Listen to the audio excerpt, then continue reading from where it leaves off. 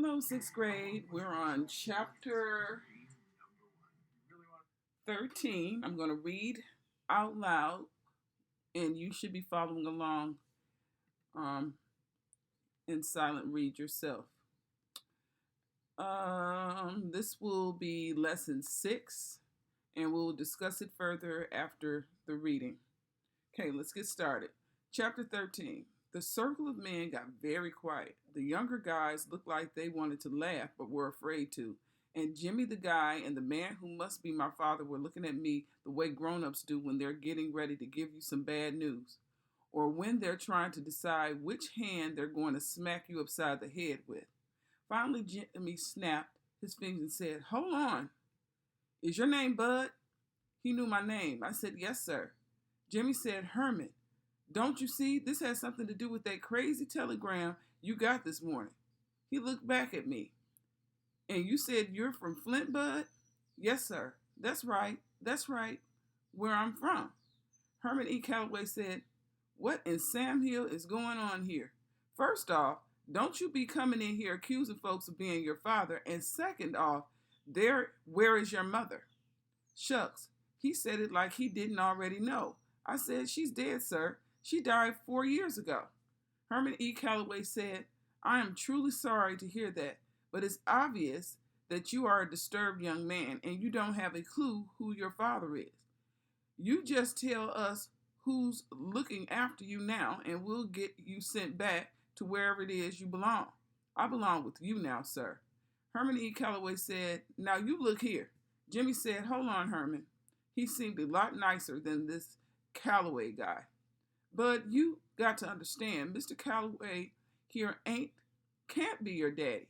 No how, no way, I don't know what gave you that idea, but whatever, we've got to get you back home. Someone in Flint's got to be worried sick about you." I said, "No, sir, I don't have nobody left in Flint. That's why I came all the way here." He said, "No one? No one at all?" I said, "No, sir." He said, "No brothers?" "No, sir." "No sisters?" "No, sir." "What about an auntie?" "No, sir." "No grandma?" "No, sir." Shucks. It looked like this guy was going to go over my whole family tree. But he whistled and said, "So were you living in an orphanage?" Uh-oh. I had to be careful how I answered this. One wrong answer, and I could tell that these guys were ready to give me up to the cops or give me a one-way ticket back to the home. I said, "Well, sir, I had some problems with some folks that were supposed to be looking after me. And after I hid their shotgun and poured water all over Todd Amos, I busted out of the shed and had to go on the lam. And then I thought it was about time I came and met my father because he raised his hand to stop me." "That's fine, son. But just answer what I asked you. What orphanage were you in?"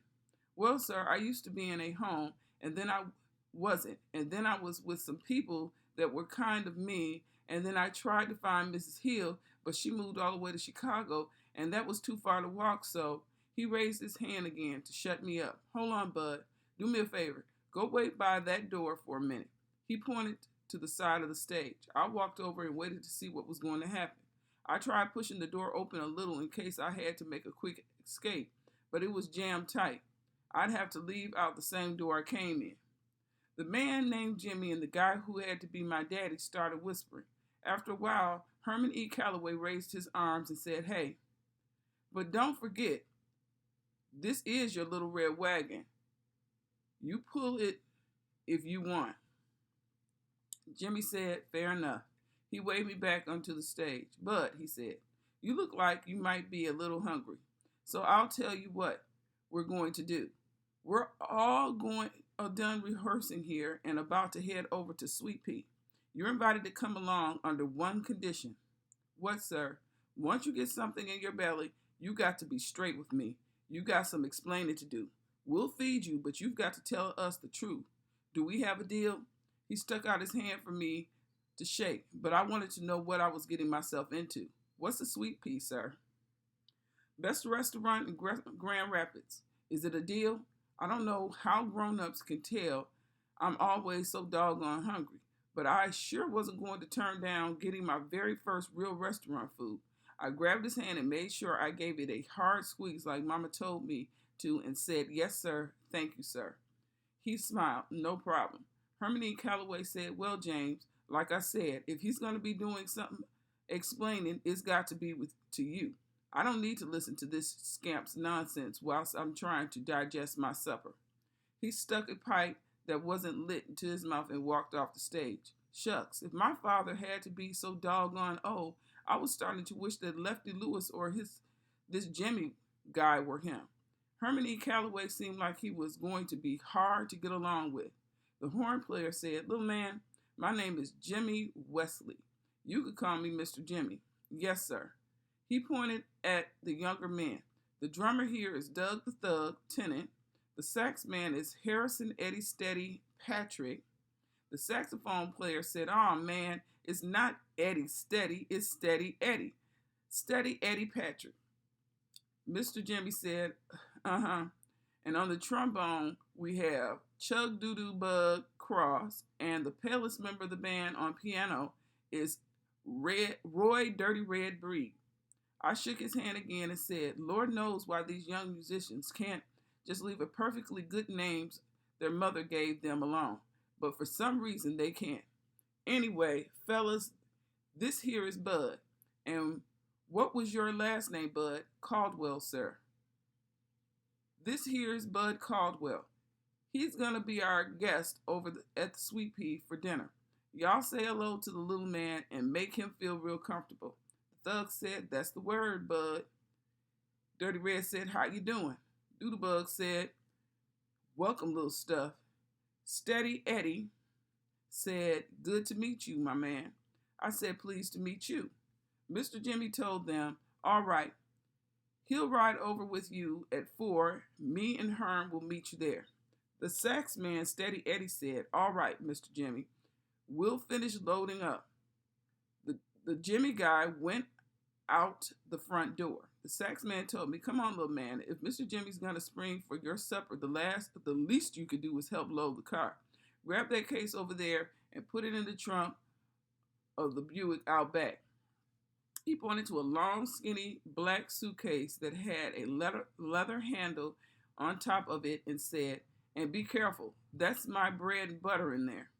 I must have looked confused because he told me, "That's my horn, my axe, my saxophone, the thing I make all my money with, so don't get butterfingers and drop it." I said, "Oh, yes, sir." The trombone man, Doodlebug, said, "One thing you're going to have to drop, though, is all that stuff. The only 2 folks around here old enough for you to be calling them sir are Mr. Jimmy and," he winked, "your long-lost dear old daddy." The whole band busted out laughing. The thug guy said, "I'm going to let you in on a little secret, my man. I think the only reason Mr. C is denying he's your daddy is because you went and hurt his feelings." "How? I didn't do nothing to him." "There it is. That's just what I mean. Here you 2 are getting together for the first time and you didn't show the man no love." He looked over at Doodlebug. "Bug, did you see any love being passed from this boy to his daddy?" Doodlebug said, "You leave me out of your nonsense." The thug kept going. "Shoot, man. Seems to me like you should give the man his props. Seems to me like you should have given the man a whole lot more affection. You see, I know Mr. C better than most folks do. I know that beneath that cold-hearted, evil, wicked, nasty, mean," Doodlebug said, "don't forget Cheap. Cheap's got to be in there somewhere." The thug said, "You know how Cheap's right up high on that list. But as I was saying, beneath all that festering nastiness is a tender, kind, loving human being. Why, I bet you dollars to donuts that he's outside right now sitting in that Packard, sobbing openly about how you shunned him. When you get to the Sweet Pea, rush right up on him and give him a big hug. Yell out, 'Daddy,' then plant a big juicy kiss right on the top of his shiny bald head. Shoot, you do that and you'll be in his wheel so quick your head will spin." I put this thug guy on my list of people not to pay any mind to.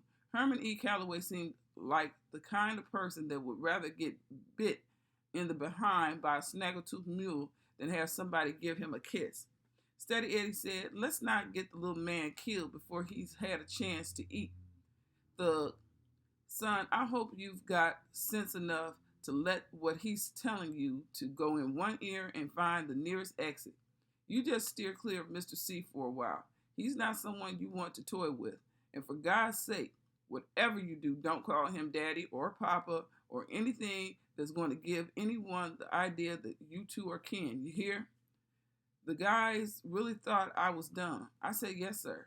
But isn't it just like my luck to come clean across the state to find my daddy and he turns out to be a mean old coot?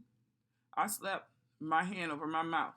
I knew better than saying something like this out loud, but it just fell out of my mouth before I could swallow it down. This was Bud Caldwell's Rules and Things to Have a Funnier Life and Make a Better Liar Out of Yourself, number 63. Rules and Things, number 63. Never ever say something bad about someone you don't know, especially when you're around a bunch of strangers. You never can tell who might be kin to that person or who might be lip-flapping, big-mouth spy.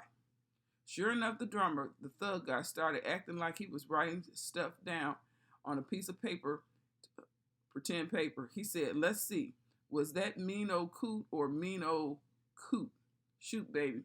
If I drop some info like this on Mr. C, I might be able to stay in this band longer than the last 3 drummers did. You see, kid, you ain't the only one trying to get on Mr. C's good side.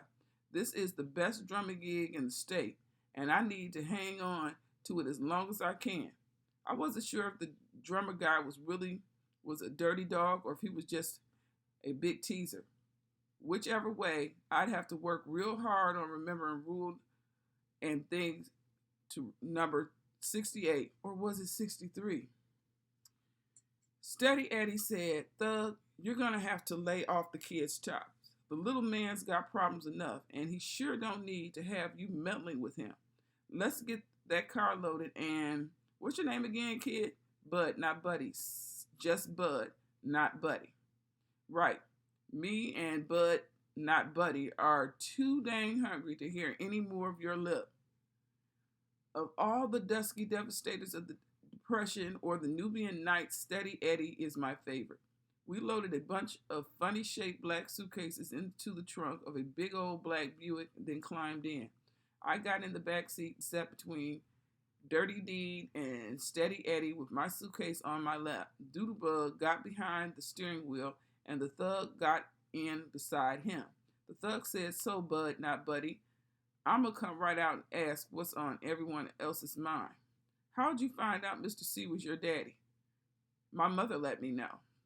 Thug said, oh, I ain't trying to be funny, and I never play the dozens on no one.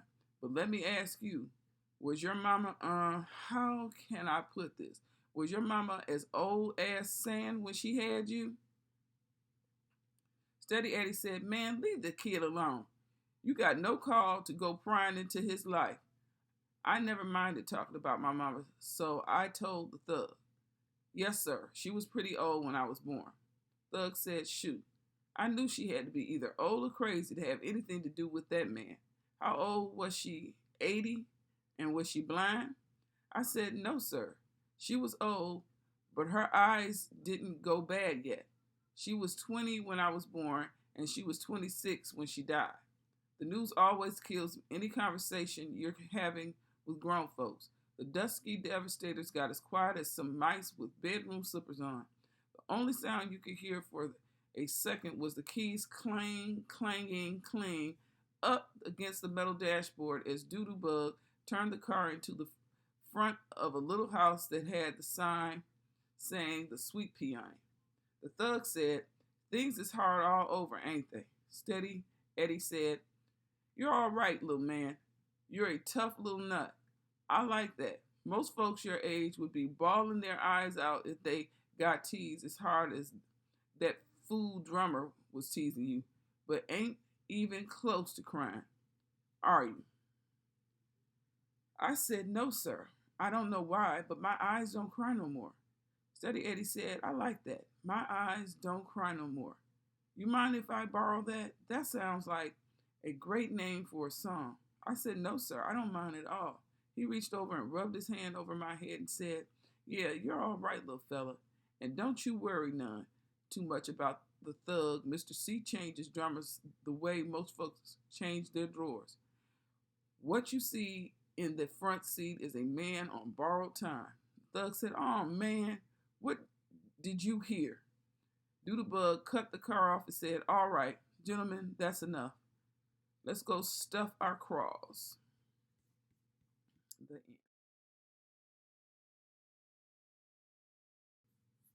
Okay, in this lesson, Unit 2, Lesson 1, um, we have 3 questions that we need to answer. The first one asks, what was rule number 63?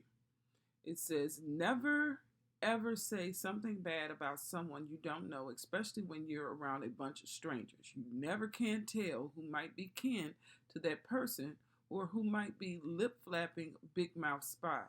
So this is one of those survival things because you never know who knows anybody and who might be related to them.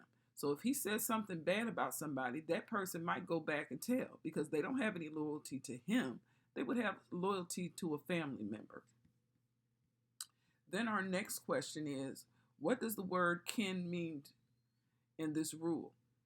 Kin means somebody who's related to you. It could be a close family friend, a coworker, so somebody who really knows somebody. So it would be, in this sense, would be like a someone who's a relative.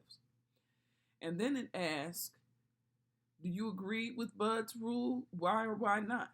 That's something that could even apply today because if you started, for instance, start a new school, you go someplace new, would it be a good idea to talk about somebody that you really don't know and then to do that around people who are strangers? So they're asking you if you think that's a good idea and why or why not. And you need to make sure you answer that question. So after you've done this, you need to go ahead and read chapter 14, and we'll read it together at a later time.